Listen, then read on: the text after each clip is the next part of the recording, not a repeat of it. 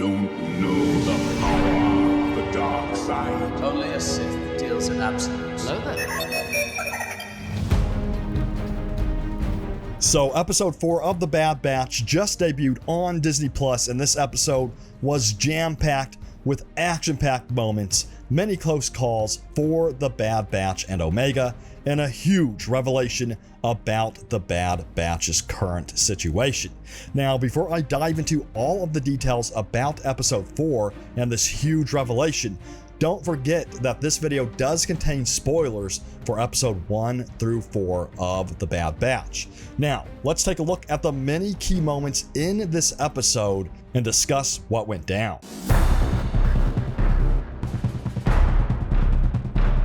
So episode 4 takes place on a beautiful moon called Pantora, which made its first appearance in Star Wars: The Clone Wars Season 3 Episode 4. And here on Pantora, our friendly group of clones and Omega decide to land close to the main marketplace area, and their goal is simple: get as many supplies as possible and get off the moon before being discovered. And this location is absolutely beautiful.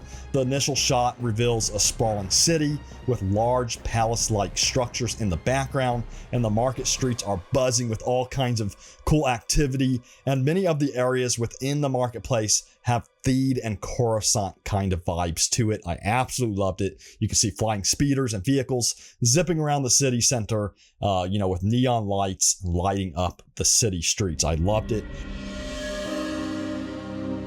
And even though Pantora is buzzing with activity, and one would think this would be the perfect place to blend in, luck is definitely not on the Bad Batch's side, because the moment they land, they run into a Solistan who immediately reports them, and this is when Fennec quickly arrives on the scene. And just as a quick reminder, Fennec, of course, was featured in The Mandalorian Seasons 1 and 2, and she will also be appearing in the Book of Boba Fett as well, so it's awesome to see her backstory further develop in The Bad Batch. So with that said, Fennec is quick to locate the Bad Batch and Omega, and it's at this moment when Omega gets separated from Hunter that Fennec immediately jumps onto the opportunity to grab Omega. And I have to admit, I was surprised to see just how quickly Fennec was able to take down Hunter and Wrecker during these fight sequences. Maybe our clones were a bit caught off guard here, so I'll give them the benefit of the doubt, but I do hope our clones start showing some more strength in upcoming episodes. So after an epic chase throughout the city, which included some spectacular visuals and that one alien dude vibing to some music, Hunter manages to finally take down Fennec and rescue Omega, and the Bad Batch finally manage to get off the moon. But it's after all of this that the Bad Batch have a shocking revelation. The bounty hunter wasn't sent to come after the Bad Batch, but instead the bounty hunter was sent specifically after Omega. Now they are on an entirely new mission to find out who this mysterious bounty hunter is, and most importantly, who hired her. We see Fennec talk to someone at the end, but of course, we are left to wonder who she was talking to, so leave your predictions in the comments. Who do you think Fennec was talking to at the end of episode 4?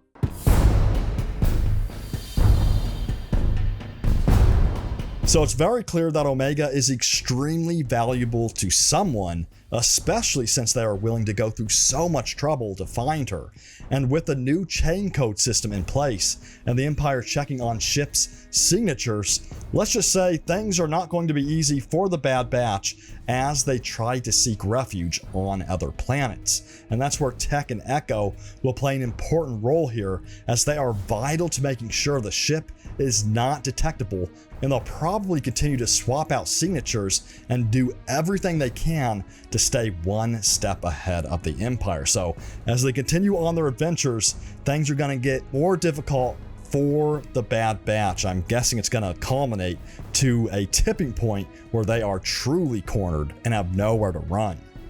It was also entertaining to see Echo disguised as a droid as he met up with a bunch of new buddy droids that helped him repair their ship. And it was fun seeing him interact with these droids and order them around, almost like he could relate to them in a way, since not only was he pretending to be a droid himself, but since he is technically almost half droid to begin with. So it was just funny to see that, and it was sad to see that the droids couldn't join Echo on his adventures. So hopefully we'll see these droids again in upcoming episodes and see them react to his return if they decide to return to Pantora, which I'm sure they will. And another interesting revelation in this episode was how the Pantorans were cheering on the newly formed Empire with welcoming arms. I actually just created a video on this very subject a couple days ago explaining the many reasons people welcomed the Empire to their parts of the galaxy. So if you want to check out that video, be sure to click on the link in the description. A lot of interesting stuff in there. So it was clear that the Pantorans accepted and adopted the new ways and policies of the Empire as evident by their cheering. But will this early adoption just cause more trouble later on? Most likely, and I'm sure we'll see the Bad Batch return to this planet in an upcoming episode. So it's going to be interesting to see the state of Pantora in upcoming episodes. And besides all of this, the episode also had some really cool Easter eggs in there too, including a clone trooper doll, which immediately reminded me of Jyn Erso's doll from Rogue One. And we also got to see some chubby little Vorpax that were also seen in Star Wars Resistance, so that was really cool as well. But this episode really didn't touch on what was happening with Tarkin, Crosshair, and the new elite group of soldiers that we saw in episode 3. So, do you think Crosshair and his elite squad will work together with Fennec to try to find Omega and take down the Bad Batch? Or do you think these two forces will collide with one another in upcoming episodes? I'm guessing it's the latter, but I'm curious to see what you think will happen. So don't forget to sound off in the comments with your predictions. And if you enjoyed the video, smash that like button. If you're new to these parts of the galaxy, don't forget to hit that subscribe button and ring the bell to be notified of new upcoming videos. I'll be talking about everything from the Book of Boba Fett to the new Obi-Wan Kenobi series, which is currently in filming.